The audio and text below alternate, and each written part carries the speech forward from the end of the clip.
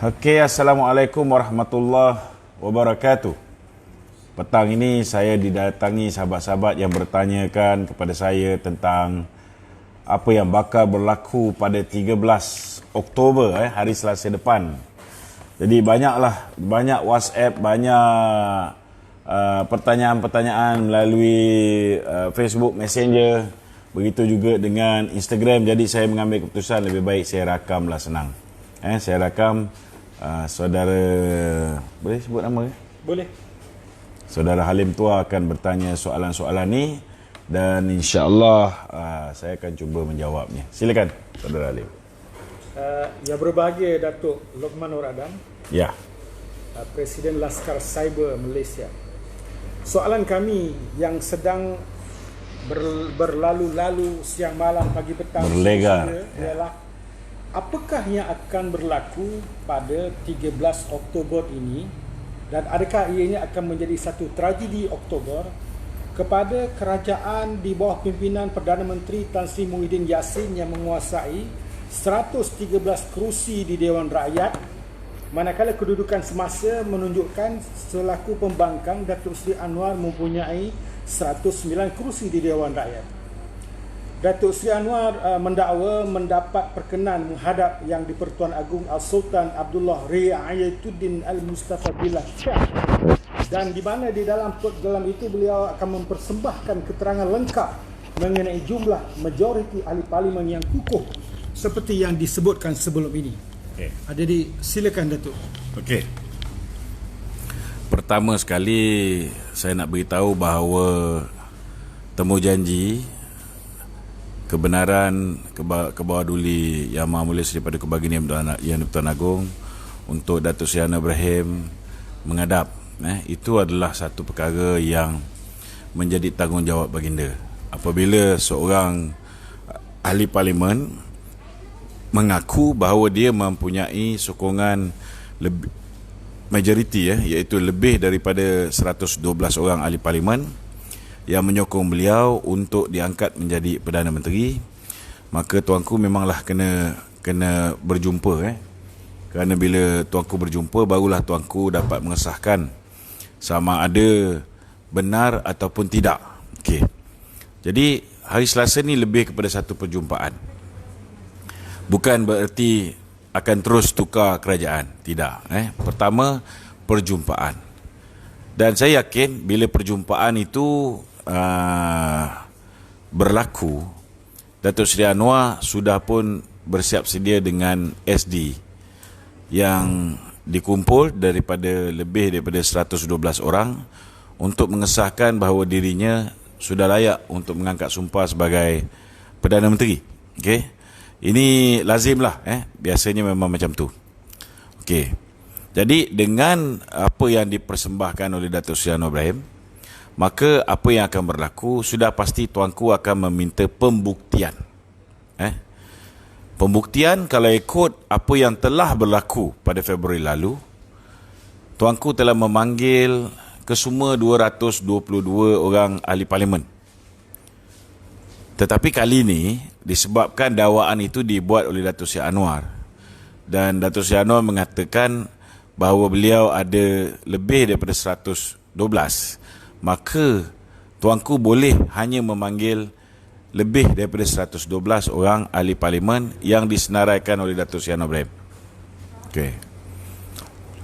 Kalau ikut jumlah sokongan pembangkang di dalam parlimen hari ini, yang menyokong Muhyiddin ada 113 orang. Okey. Maknanya Muhyiddin punya kerajaan ni hanya ada kelebihan 2 undi. Kalau Datuk Najib tak mengundi, dia tak menyokong dia. Kalau Datuk Zahid tak menyokong, maka dia dah tinggal 111. Hilanglah kerusi Perdana Menteri itu. Okey. Jadi kalau misalnya Anwar mengatakan dia ada 122 contohnya, saya menjangkakan bahawa jumlah ahli parlimen hari ini yang menentang Muhyiddin ada 109. Ini berdasarkan kepada pengundian yang telah pun berlaku 2 kali. Dua kali jumlahnya sama, 111 menyokong Muhyiddin, 109 tidak menyokong. Jadi saya rasa kekuatan Anwar ialah 109 tolak 6 orang daripada Bersatu ataupun Pejuang. Parti Pejuang. Maknanya Anwar lebih kurang ada 103. Kalau Anwar boleh dapat 19 daripada UMNO, maka dia ada 122. So saya menjangkakan yang daripada UMNO ni ada 19 orang. Itu yang datang figure 122. Okey. Ini pertama. Kemungkinan juga ada 4 orang daripada kumpulan Azmin Ali, 9 orang yang berlompat daripada PKR menyokong Azmin.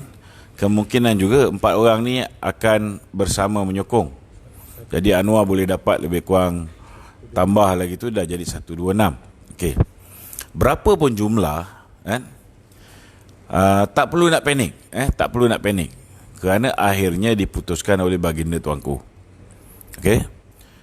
Bila tuanku panggil, kalau Anwar cukup kerusi sekalipun, ini kelebihan sistem pemerintahan diraja.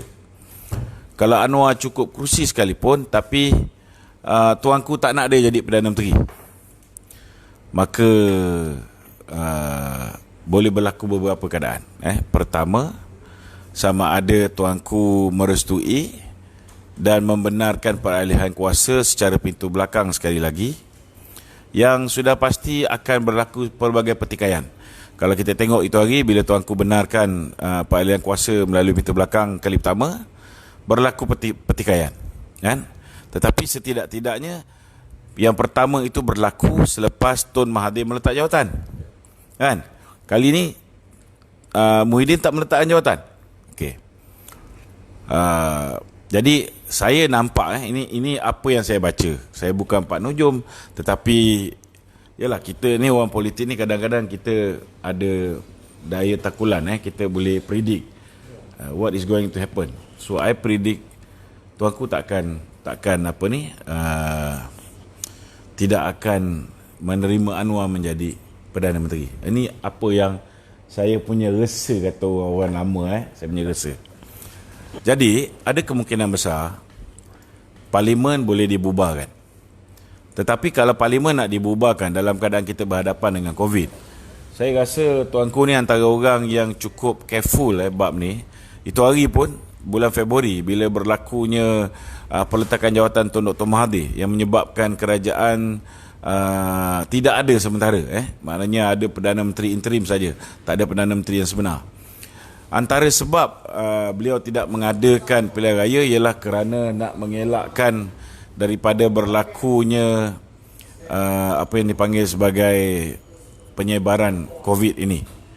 Dia tak nak pilihan raya itu menjadi punca kepada lagi hebat penyebaran COVID. Jadi saya merasakan sekiranya Anwar benar-benar cukup kerusi sekalipun, kemungkinan besar tuanku akan mengambil pendirian untuk melantik seorang interim Prime Minister. Interim Prime Minister. Dan kemudian bila tempoh 6 bulan tu berakhir, bila keadaan COVID tu dah mula okey, maka ianya kita boleh buat pilihan raya ketika itu. Jadi tak semestinya akan terus berlakunya pilihan raya. Okey. Siapa akan jadi Perdana Menteri? Ini kena faham, kuasa mutlak kepada tuanku. Dia boleh lantik Mahathir jadi Perdana Menteri, dia boleh lantik Muhyiddin jadi Perdana Menteri interim, dia juga boleh lantik Anwar jadi Perdana Menteri interim, atau dia boleh lantik Datuk Najib menjadi Perdana Menteri interim. Terpulang kepada dia, siapa yang dia suka, tapi kalau misalnya Anwar sudah cukup jumlah bilangan, saya nampak sepatutnya memang Anwar lah yang nak kena angkat sumpah menjadi akan menjadi Perdana Menteri interim, kan.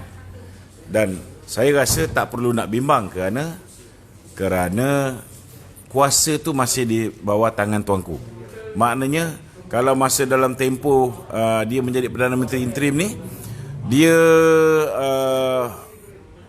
buat suka hati dia. Macam apa yang Muhyiddin buat ni. Menekan pimpinan-pimpinan UMNO, membuli kita dan sebagainya kan. Jadi kalau dia buat perangai yang sama, tuanku anytime boleh buat Lantikan baru. bukan lantikan baru boleh, nak buat snap election pun boleh. So bagi saya kalau misalnya Anwar ni dilantik menjadi Perdana Menteri betul-betul macam Muhyiddin diangkat sumpah, ada banyak implikasi dia lah. Pertama sekali, akar umbi UMNO ni sudah pasti tidak bersetuju untuk UMNO menyertai dalam sebuah kerajaan di dalamnya ada DAP. Kalau kita tengok, Anwar kata dia ada 122 kerusi, dan kalau dia boleh tarik hanya 19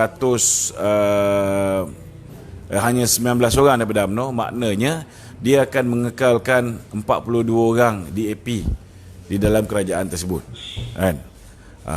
Kalau kata pun dia nak buat kalau kata pun dia nak buat benda ni, kalau dia nak buat minta supaya orang reda keadaan, lepas tu apa yang dia boleh buat ialah dia boleh minta supaya DAP tidak berada di dalam kerajaan. Itu ada kemungkinan besar boleh meredakan. Tidak berada dalam kabinet.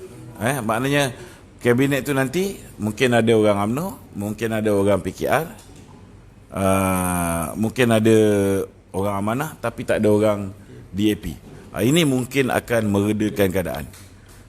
Tetapi kalau betul-betul lah berlakunya pembentukan kerajaan bersama dengan DAP ni, ianya akan memberi kesan yang sangat dahsyat. Silat-silat bulan pilihan raya yang ke-15 dengan UMNO sekali hanyut. Ini apa yang saya jangkakan lah. Okey, ada soalan lain? Seterusnya, Datuk. Ada di antara kita yang berpendapat muafakat nasional yang dimeterai oleh UMNO dan juga PAS akan terkubur sekiranya UMNO menyertai kerajaan yang kononnya akan berlaku, kerajaan baru. Jadi apa pandangan Datuk mengenai perkara ini? Okey, bagi saya terkubur tak terkubur ni bergantung kepada PAS. UMNO ikhlas menandatangani piagam bersama dengan PAS. Tapi selepas UMNO mewujudkan muafakat nasional bersama dengan PAS telah mengambil keputusan untuk bersama dengan Muhyiddin di dalam Perikatan Nasional. Jadi kita tak boleh nak salahkan sesiapa, tuning jari siapa salah. Ini tak akan membawa ke mana. Tetapi way forward, kalau PAS memikirkan soal masa depan PAS akan lebih untung jika bersama dengan UMNO. Sekurang-kurangnya 18 kursi yang PAS bertanding dulu, kita tak kacau. Kawasan-kawasan macam Johor, Melaka, tempat-tempat yang tidak ada calon PAS menjadi ahli parlimen. Yang kita di Johor ni contohnya sudah pasti kita akan beri sedikit sebagai dasar persahabatan kita sesama dalam satu pakatan. Sudah pasti kita akan bagi kursi kepada PAS untuk bertanding. Maknanya busuk-busuk pun PAS akan bertanding kurang-kurang pun 30 kursi yang mampu menang. Bukan macam yang kita bagi dia 40 kursi tapi kursi semua tak boleh menang, pun tak guna, kan? Maknanya 30 kursi yang mungkin mampu menang. Jadi bagi saya sekarang terpulang kepada PAS. Kalau PAS lebih selesa bersama dengan Tan Sri Muhyiddin, maka UMNO tak boleh buat apa-apa kalau PAS nak meninggalkan UMNO, meninggalkan muafakat nasional. Tapi saya yakin Tuan Guru Haji Hadi, dia orang lama dalam politik, dia boleh membuat penilaian yang baik, kan? Saya yakin PAS akan tetap bersama dengan UMNO dalam PRU ke-15. Seterusnya, Datuk, kita nak tahu pula bagaimanakah pula ianya memberi kesan kepada kerajaan negeri Sabah yang baru terbentuk sekiranya satu sepakatan atau satu gabungan baru terbentuk selepas pertemuan pada 13 Oktober ini. Bagaimanakah ia memberi kesan kepada kerajaan negeri Sabah yang baru ditubuhkan? Saya rasa tak banyak kesan lah. Tak banyak kesan kerana kedudukan contohnya kita ada 14 kursi. DAP ada 6.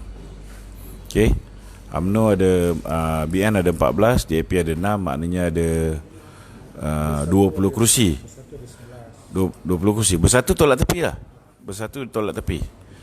Bersatu dah pasti tidak akan ada lagi bersatu dalam sifir UMNO selepas 13 Oktober. Ketua Sabah akan ada ketua menteri yang baru. Tidak semestinya. Tidak semestinya. Tidak semestinya. Bergantung juga dengan UMNO ada 14, warisan ada 9. Warisan ada 29. Campur dengan 29 campur dengan DAP kan. Okey. Kalau misalnya warisan mengambil keputusan untuk bersama dengan kerajaan baru, maka ada kemungkinan besar akan tukar kerajaan balik. Itu sebab saya cakap jangan terlalu happy. Ini punca dia kerana kita tidak bertanding di semua kursi dan menyebabkan kita hanya menang 14. Kalau kita bertanding semua kursi, kalau kita bertanding semua kursi, kita memenangi lebih daripada separuh daripada 73 kursi itu. Maknanya kita menang 37 ke, UMNO saja menang 37 ataupun BN saja menang 37, maka sudah pastilah kedudukan kita stabil. Tukar kerajaan pusat pun tak memberi kesan kepada kerajaan negeri. Kerajaan negeri ketua menterinya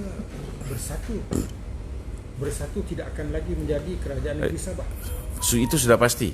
Juga kerajaan negeri sama ada Syafiq Abdal akan patah balik semula menjadi ketua menteri, ataupun mungkin daripada UMNO pun tidak mustahil. Cuma jangan kita pergi panjang sampai ke tahap tu. Sebab saya melihat bahawa movement pada 13 bulan Oktober ini lebih kepada movement untuk ke arah pembubaran parlimen. Maknanya saya husnuzon, saya bersangka baik bahawa MP-MP UMNO yang hari ini memberi sokongan pada Anwar lebih kepada nak pastikan kerajaan Muhyiddin ini tumbang, menghentikan pembulian. Tetapi dalam masa yang sama, bila menghadap tuanku, mereka tidak akan menyokong Anwar. Akibatnya Anwar tak cukup sokongan 112, Muhyiddin sudah hilang sokongan 112, maka kerajaan itu secara automatiknya hang parlimen. Jadi dalam keadaan hang parlimen ni, maka tuanku boleh melantik interim prime minister atau mengambil risiko mengadakan pilihan raya. Tapi saya tak nampaklah tuanku akan ambil risiko mengadakan pilihan raya. Okey. Apakah pandangan menteri-menteri UMNO dan juga bersamaan dengan pandangan grassroots di bawah mengenai apa yang dilihat akan bakal berlaku? Adakah kedudukan UMNO akan lebih baik bersama dengan Datuk Seri Anwar atau untuk terus berada bersama dengan Tan Sri Muhyiddin di bawah kerajaan sekarang? Apa pandangan Datuk? Pandangan Menteri UMNO keseluruhannya saya tidak pasti. Tapi saya tahu seorang menteri, Samsul Anwar Nasara, bersedia untuk meletakkan jawatan daripada kerajaan dan menghentikan pembulian yang dibuat oleh Muhyiddin Yassin. Setakat ni saya tahu ada seorang menteri lah, orang dalam UMNO yang berani buat benda ni. Maknanya dia tak kisah jawatannya, dia sanggup berhenti, tarik diri daripada menyokong kerajaan Perikatan Nasional. Yang lain saya tak berani komen sebab belum dapat maklumat. Saya baru dapat maklumat seorang je.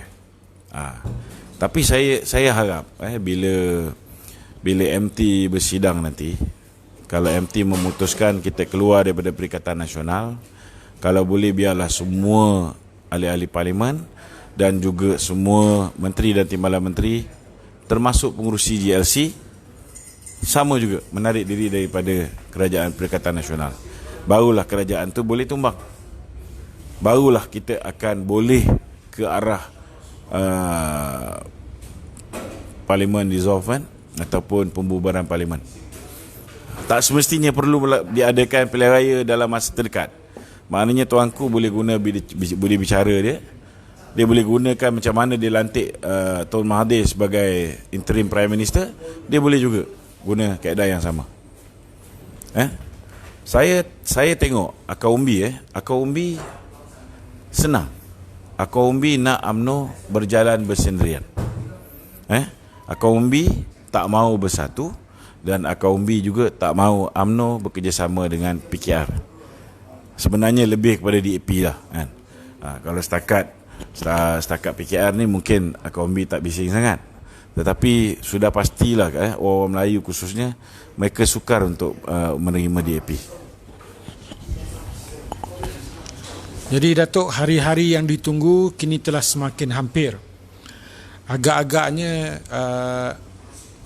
adakah kita akan berada dalam keadaan yang lebih baik daripada kerajaan yang ada sekarang, ataupun yang sebaliknya akan menjadi satu igawan rakyat Malaysia waktu ini?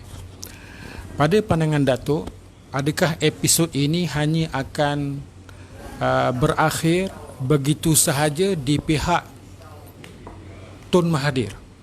Apakah agaknya sedang dilakukan di pihak ini? Agaknya apakah sedang mereka lakukan? Secara peribadi bagi saya, riwayat politik Tun Mahathir berakhir. He will not be the 9th Prime Minister. Itu hampir pasti. Dan saya rasa Tun Mahathir ni dia akan menamat kerjaya politiknya dalam keadaan yang sangat hina. Sebab kita bagi dia peluang, dia rosakkan peluang ni, dan akhirnya dia dikenali sebagai seorang pembohong. Dia dikenali sebagai seorang yang tidak menunaikan janji. Dia dikenali sebagai Melayu yang sanggup bersekongkol dengan DAP untuk memusnahkan parti dia sendiri. So bagi saya, kerjaya politik dia dah berakhir kan. Saya nampak juga kalau nak tanya dengan saya, mana lebih baik, di bawah Anwar Ibrahim atau di bawah Muhyiddin Yassin? Kita tak pernah tengok lagi Anwar macam mana. Kita tak pernah tengok Anwar macam mana. Jadi, tapi yang pasti bagi saya lah, ini berdasarkan pengalaman saya. Saya pernah bersama Anwar, saya pernah bersama UMNO, dan saya juga pernah bersama dengan Muhyiddin di dalam UMNO. Bagi saya Anwar ni satu kelemahan dia punya aktiviti luar tabi'i dia. Tapi dari segi dia menjaga orang politik, dari segi sifatnya yang populis kan, bagi saya tak nak dia jadi Perdana Menteri. Kerana kalau dia jadi Perdana Menteri, dia perform kan, dia populis. Orang populis ni apa rakyat nak dia buat kan. Implikasi daripada apa yang dia buat tu dia belakang cerita. So dalam short period mungkin dia akan dapat sokongan daripada rakyat kan, berbanding dengan Datuk Seri Najib Datuk Seri Najib contohnya dia bukan seorang yang populis kan. Dia buat apa yang baik untuk negara. Contohnya, kalau nak kira dari segi populariti, rakyat ni tak nak sebarang cukai, tapi dia tahu bahawa kadar kebergantungan kita pada petroleum itu terlalu tinggi 2009. Jadi dia bila dia ambil alih 2009 tu, dia diversify kita punya source of income. Dia cuba memperbagaikan, dan akibat dia ada. Contohnya bila dia melaksanakan GST, bila dia membuat rasionalisasi subsidi. So benda ni kalau rakyat tak faham, rakyat akan marah. Tapi dia tak peduli benda ni. Yang penting dia tahu bahawa GST tu baik untuk negara kan, baik untuk menjana pendapatan negara, dan ianya boleh mengelakkan kita daripada ditimpa malapetaka ketika kita berhadapan dengan musibah. Contohnya 2014 harga minyak dunia jatuh, tapi disebabkan kita ada GST, dia cover kerugian, kehilangan kita akibat daripada kejatuhan harga minyak dunia ni. Jadi bagi saya Anwar ni orang yang dia akan ikut apa yang rakyat nak. Dalam mentadbir negara ni kita tak boleh 100% ikut rakyat. Ini kita kena faham. Ada kalanya Kita kena buat sesuatu yang tidak popular tetapi baik untuk negara. Cuma malangnya rakyat Malaysia ni, bila dia dengar fitnah-fitnah, tuduhan-tuduhan ke atas Datuk Najib tahun 2018 dan sebelumnya, dia orang percaya terus. GST bagus, bila dimomokkan GST tak bagus, GST menindas rakyat dan sebagainya, mereka percaya. Akibat dia, sendiri mau ingatlah, 22 bulan sendiri jadi merana. Apa subsidi yang Datuk Seri Najib bagi, habis dirampas, kan? Ekonomi negara menguncup pertumbuhan dia, bursa saham Kuala Lumpur menjunam. So benda-benda ni yang kita akhirnya terpaksa terima akibat daripada kita fikir apa yang kita nak, apa yang baik untuk diri kita di mata kasar kita, kan? Kita tak fikir benda yang lebih mendalam. Study apatah lagi, kan? Nak buat research ke, nak buat study, kan? Contohnya macam Mahathir kata, hutang kita makin lama makin banyak. Main percaya je, kan? Kalau kita ada otak sikit, kita berfikir, kita buat research, kita buka data bank negara, sudah pastilah kita tak kena tipu. Ada orang kata bahawa kita ni negara yang menuju ke arah kebangkrapan, sedangkan 2017 kita negara nombor 3 pertumbuhan ekonomi tertinggi di dunia, kan? Ini akibat dia, kan? Itu sebab saya secara peribadi, bagi saya kalau Anwar jadi Perdana Menteri, lambat laun kekuatan UMNO tu akan merosot. Sama jugalah kita tengok yang tak cerdik macam Muhyiddin jadi Perdana Menteri pun, kan? Kekuatan UMNO juga merosot, kan? Apatah lagi kalau orang yang cerdik sikit daripada Muhyiddin ni, kan? Ini benda realiti aku cakap ni. Nak terima, tak terima sudah, tak ada masalah, kan? But you just wait and see, this thing will happen. Baik Datuk, saya bagi pihak kawan-kawan dan rakan-rakan mengucapkan terima kasih di atas jawapan-jawapan, walaupun ada yang mungkin menjolok mata, tetapi saya rasa jawapan yang berani dan menasabah. Sekian, terima kasih. Assalamualaikum warahmatullahi wabarakatuh. Assalamualaikum warahmatullahi wabarakatuh.